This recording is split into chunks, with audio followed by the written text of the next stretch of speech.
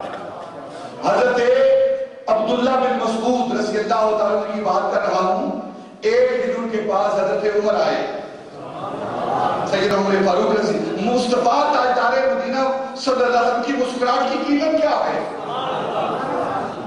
قیمت کیا ہے؟ حضرت عمر فاروق حضرت عبداللہ بن مسعود کی بارگاہ میں آئے. ایک بار ایسا عمل ہوا حضرت عبداللہ بن مسعود سے کہ نبی پاک خوش ہو کر آپ کے عمل پر مسکرائے، خوش ہوئے.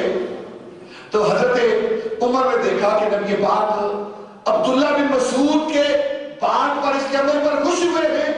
تو حضرت عمر رضی اللہ تعالیٰ عنہ عرض کرنے لگے، عبداللہ بن مسعود تجھ سے ایک بات کرنا چاہتا ہوں. کہا بتاؤ کیا بات کرنا چاہتے ہو عمر؟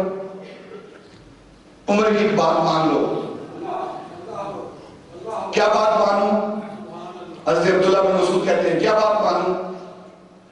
حضرت عمر فرماتے ہیں کہ ایک بات مانو، عمر کی زندگی کی ساری نیکیاں لے لو.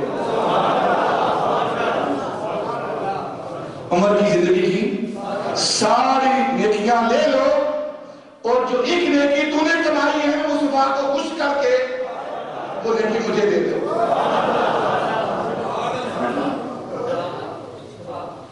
جو ایک نیکی تو نے کمائی ہے، عمر کی ساری نیکیاں ایک طرف اور مصطفیٰ کو خوش کرنے کی نیکی ایک طرف.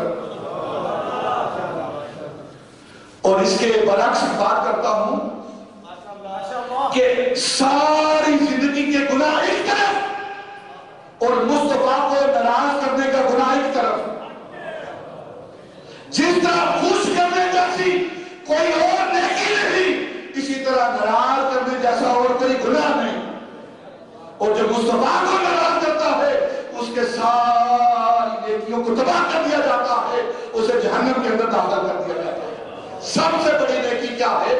کہ انسان مصطفیٰ کو خوش کرے. اگر مصطفیٰ خوش ہو گیا تو گویا اللہ خوش ہو گیا.